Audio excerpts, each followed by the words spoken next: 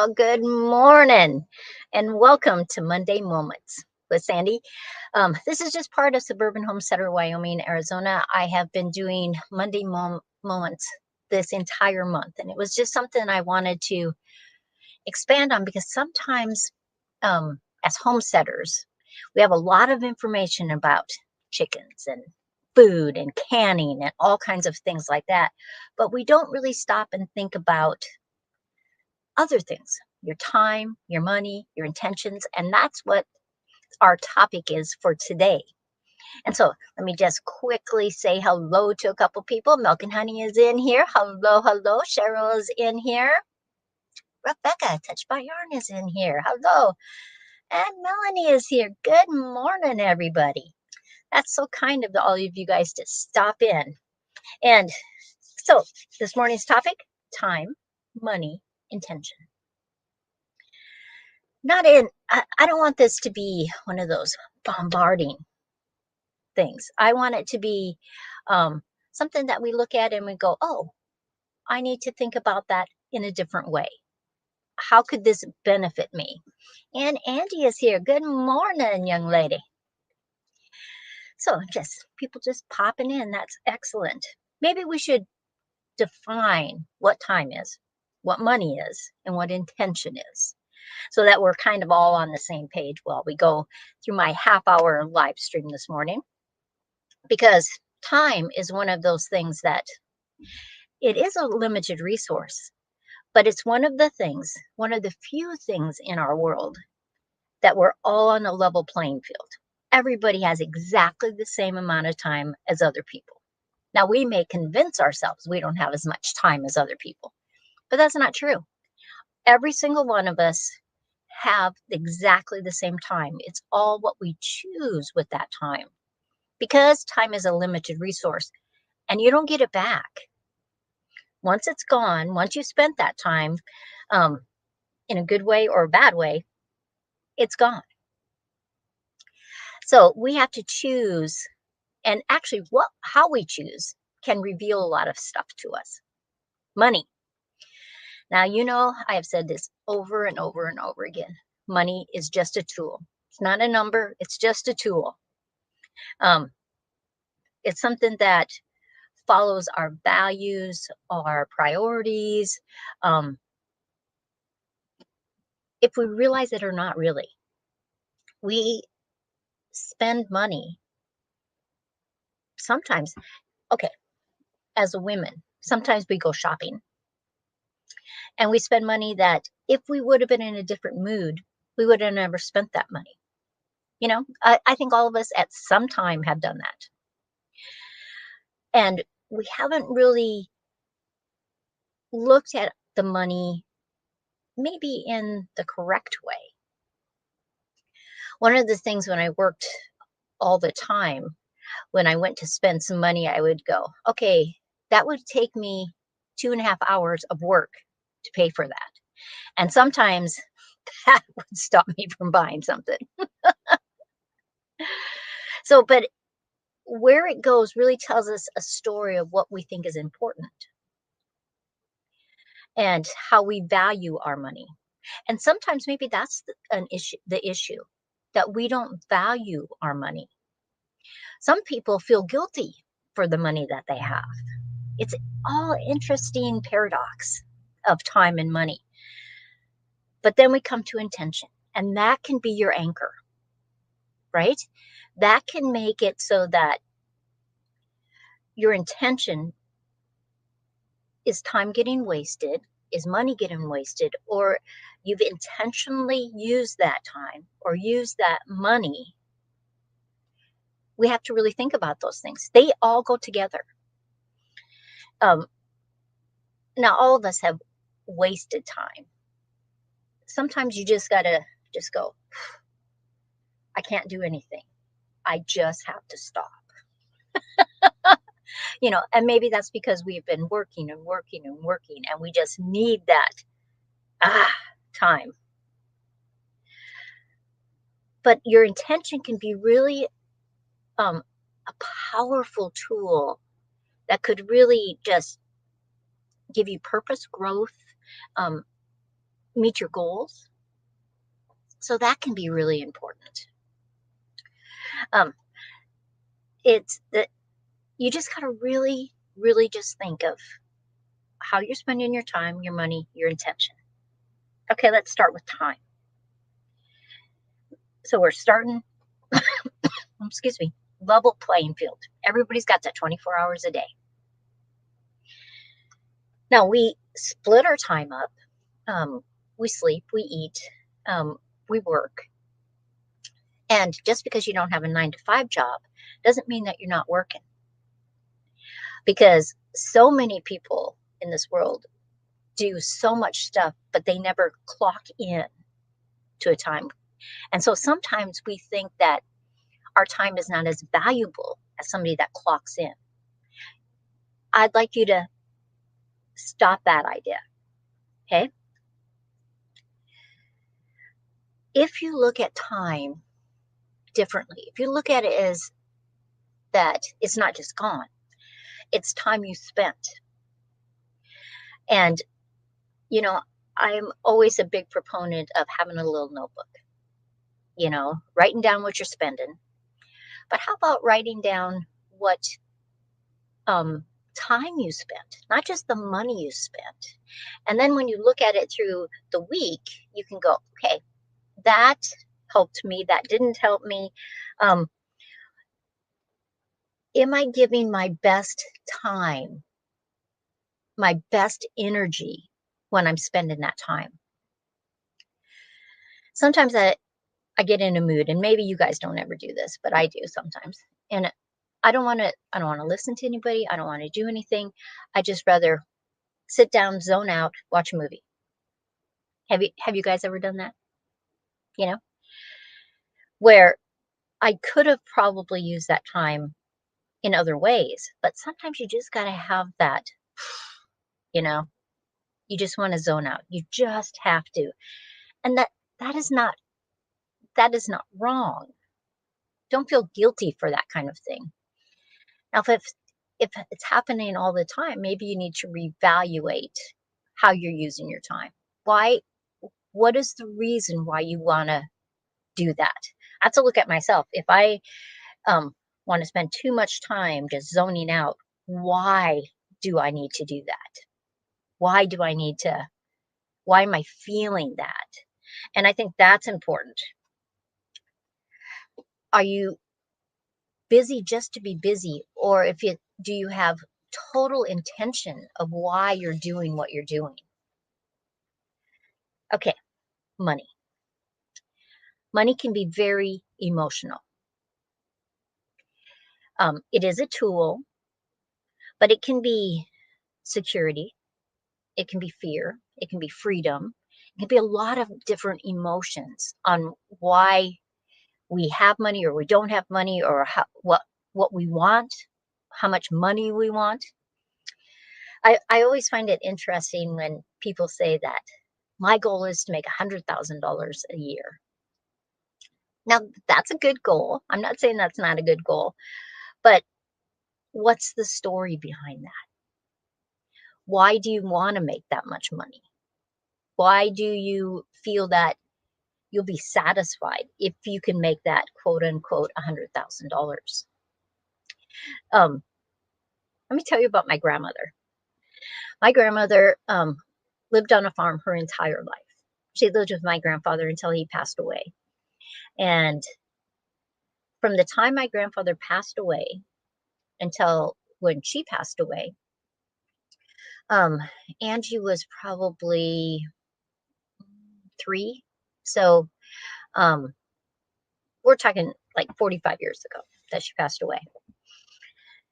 She lived on, she got a small Social Security because it wasn't a lot of money then. She sold her eggs. She rented out part of her 40 acres to a guy that did hay, alfalfa. And she had honeybees on her property, but they weren't hers. But the guy did give her honey each year for letting it be on there. And it helped pollinate the alfalfa and her vegetables, things like that. But in those few years, she saved $18,000. Now, basically 45 years ago, $18,000 was a lot of money. I mean, we don't really think of that now. I mean, it is a lot of money, don't get me wrong. But a lot of times, if we would pull that $18,000 from 45 years ago to now, what that would be worth, gosh, I mean, at $18,000, then you could buy a house, a small house, or a small acreage. And how she did that, I mean, I remember listening to my father after my grandmother had died, his mom, and he was shocked that she had saved that money. And he said, "Where did it come from?" After my grandfather died, she didn't have hogs or cattle, where they had that when he was alive, but those were larger animals and she didn't want that. So she had her huge garden still, so that fed her other than like flour and sugar, things like that. She had her chickens, but I was just like, I was shocked. I remember when I was young. I was in my 20s, and I just remember, how in the world did she save $18,000? She had time, she had money, she had purpose, she had intention. That was something she wanted to do for her children, for my dad and my aunt. And I was just like so inspired by that, because what what story does your money tell you? What is the goal for your money? Does the money you spend reflect the values that you have? Because in our society, so easily we can just spend money. Oh, I want to go out to dinner. I don't want to fix dinner.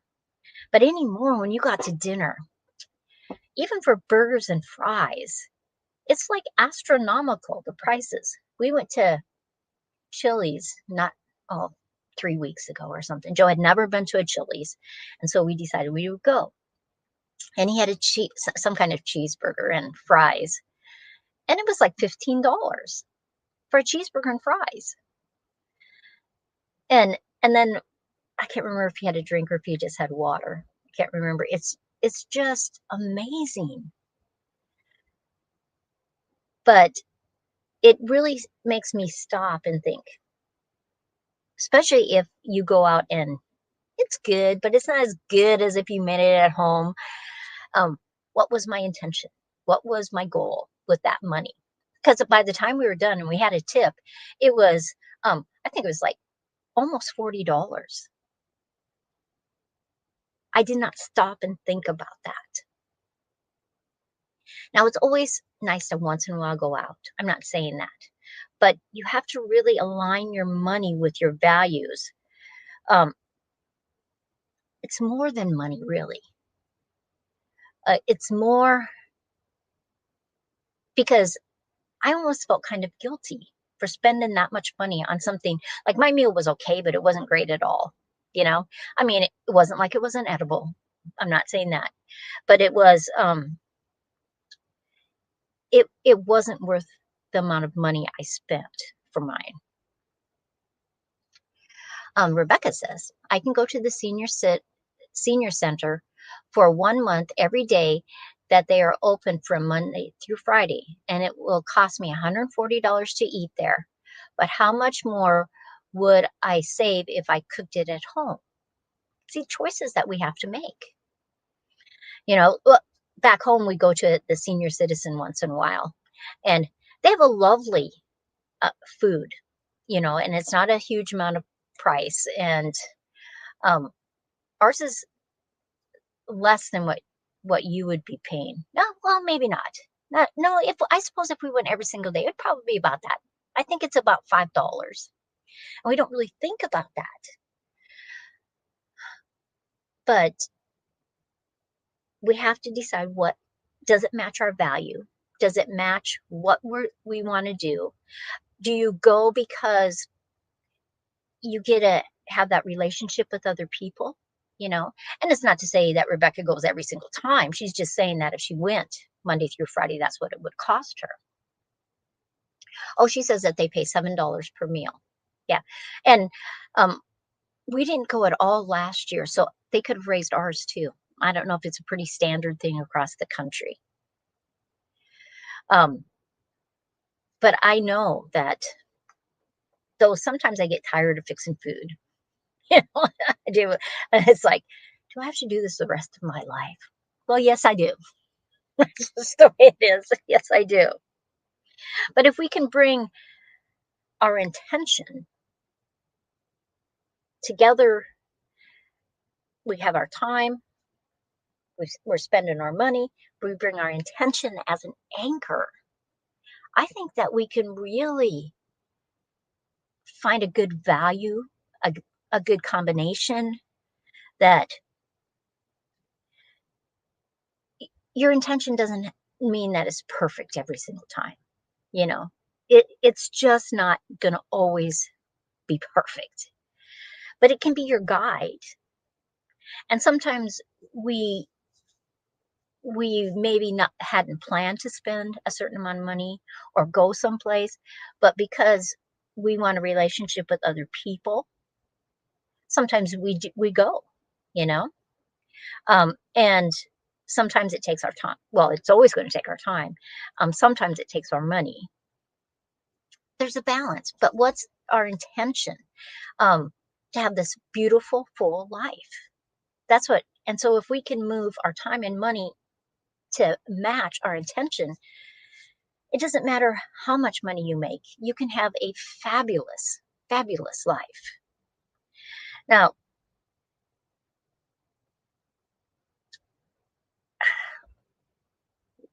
let's look at intention as both a powerful instrument. It can help us with growth, purpose, impact, because I always believe that you should give 10% of what you make. That's a belief I have. Um, and so I, whenever I sell my art, when I do a festival, when I do a class, um, I know that this is how much time it's taking me. This is how much money I'm going to make from that. What's my intention? My intention is always to, like when I'm doing a class, to be the best instructor that I can be. But I'm going to take part of that money I make and then I'm going to give it somehow. Now, I usually give to, it's called Answer the Call International. They help orphans and widows in India and different countries, but mine always goes to India, to the orphans. It's just something that's on my heart. Um, then, of course, there's monies that go to our church, you know, and so I try to balance that out. But it makes me know that when I do my class, I literally think in my brain, okay, this is how much I get to give then. Now, sometimes it's more than my 10%, but it gives me an intention, a purpose for taking up my time, the money I spend to do the class versus the money I make in the class. It's all an intention. If we looked at last week, how did we use our time? Um, did your time, where did your time go last week? Scrolling across the bottom. Where'd your money go? Um, were those choices intentional? And the only way you can do that is by keeping track of that. And I know sometimes I feel like I'm always telling people that you need a little notebook or you need a calendar, um, so that you can write down.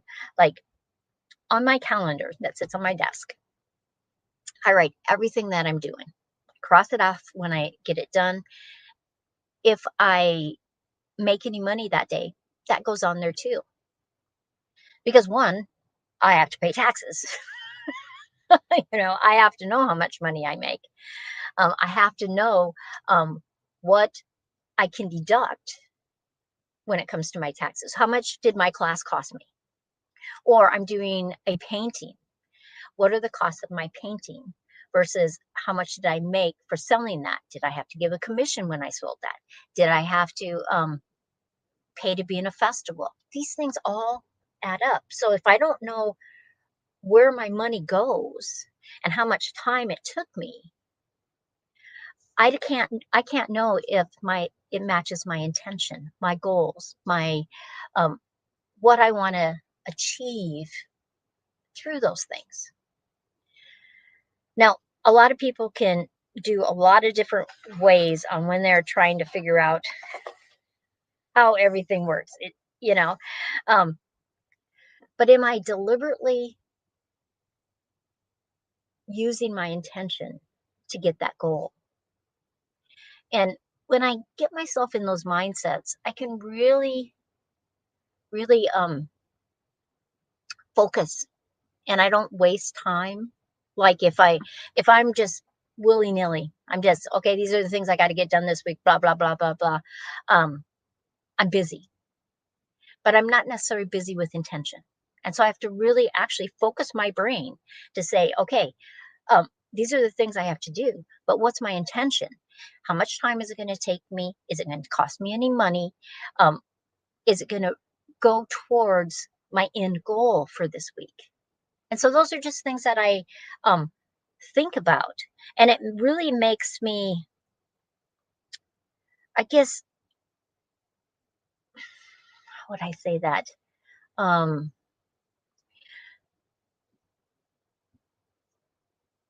it clarifies. I guess that's a good word for it. It clarifies my goals, my intention. Um, if I'm very aware, if I'm thinking about it, um, if I, you know, on your calendar. In fact, maybe this is something I should try for a week or two. Like I list everything that I have to do that day. I mean, there's other things you do, you got your laundry and your dishes and fixing food. And for the most part, I don't do that anymore. I used to list everything, but the list was way too long. But if I would write, this took me a half hour, I could, 15 minutes, 10 minutes. That might even help me even more on my intention. Because can I get this done in X amount of time so that I could do something else to meet my goals, my intentions?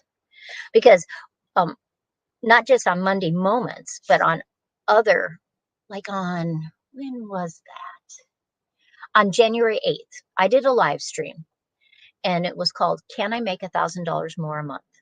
So I couldn't count anything that I was already making, but could I make $1,000 more per month? I had to have intention. I had to have a goal. I had to know that what was going to take me more time and was it going to cost me any money to make more money.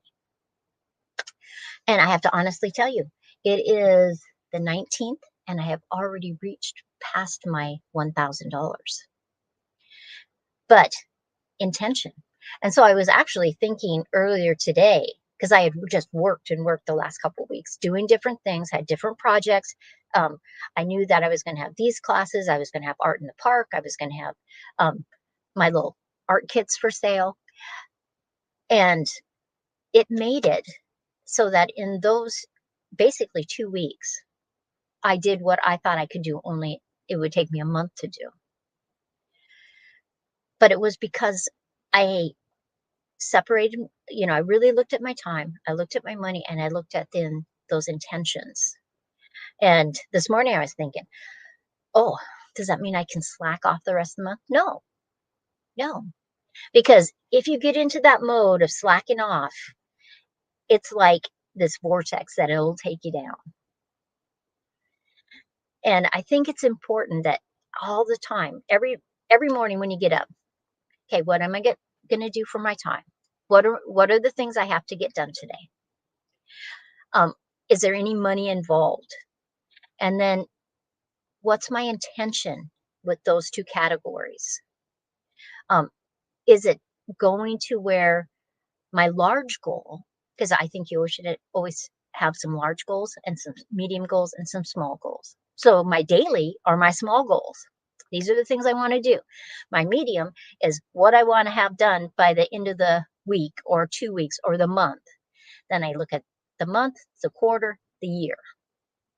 And you can break it down backwards too. If there's a certain thing that you need to get done in a year's time, break it down by the quarter and month and quarter, month, week, even to the day. And Penny is in here. I'm just turning on YouTube, so I'm late. We'll watch the replay. Oh, Penny, you're so sweet. Penny, we're talking about time, money, and intention. But I think it's really financially mindset, a time mindset, your intention to match those up and really make the best life that you can have. You know, seriously, you want the best life possible. And so if you guys have ideas, put them in the chat. Let people know. Some people use affirmations. I'm not really big on affirmations. I like goals. I like to break those goals down. But some people, like, they do affirmation and they say it to themselves every single day. If that works for you, great. That's just not me. I want to set a goal. I want to break it down, and I want to do the steps to achieve that goal. But you got to do what works for you. If that works for you, you know, because everybody's different. But define your goal. Break it down. Show yourself that you're worth that. I think a lot of times we do things or we don't do things because we don't think we're worth it. Maybe because of things that have happened in our lives, people that have surrounded us, people that are dragging you down all the time. If there's a way to get out of that situation, get out of that situation. Or change your mindset so those things that somebody may be digging at you don't affect you the way they used to, you know. And next Monday morning, we're talking about believing in yourself and others. And so hopefully I'll have some things that may help some people.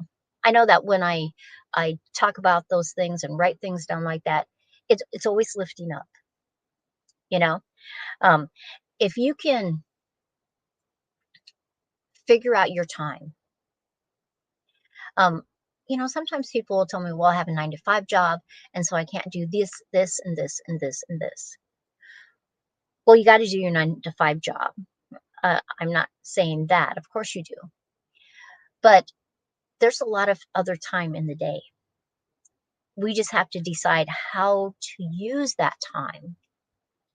And maybe that extra time is a side hustle and you're making other money.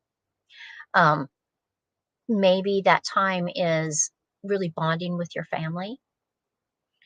Because not all intention has to have both time and money. You can have an intention to really just be there. Be there for your family. And a lot of times it doesn't have to cost you anything. But those are like cha-chings to me that don't have any physical dollars, but they have life-lasting value. And so that's why money is not always a number. It is a tool. And sometimes just spending time with people is the best thing that you can do. You just have to look at your individual life, but keep track. Watch what you're doing this week. This is just your little Monday morning challenge. For 1 week, starting today, write down how you used your time. Write down if you spent any money all week long. Write it on the day that you spent it. And then what was your intention when you went to do both time and money. And then at the end of the week, you can look at it. And next Monday, you can come back and say, okay, I was surprised at how I wasted time or wasted money, or I spent it and I didn't have really any intention of spending that money. Don't feel bad about it. I want you to watch yourself for a couple weeks, and then you can go, okay, this isn't what I want to do. This isn't the intention, the goal, the whole idea of what I want my life to be. I want it to be different. And if you watch yourself for at least 1 week, then you'll probably want to do it for a few weeks. And then you can go, oh my gosh, I never realized this is what I was spending.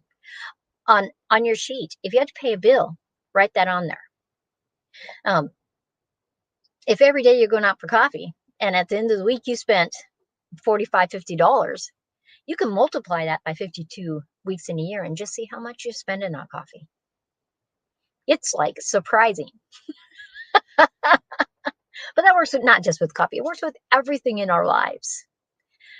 And I hope that the way you look at time, money, and your intention, your value, will be different after a week's time. So thanks for stopping by on Monday Moments. It's past my 30 minutes. I appreciate you guys spending your time. I know that people are so busy. If you're watching this on the replay, just put comments below, because people will come back and they will look at the comments. Give me a thumbs up. If you haven't subscribed to my channel, please subscribe. And I will see you next time.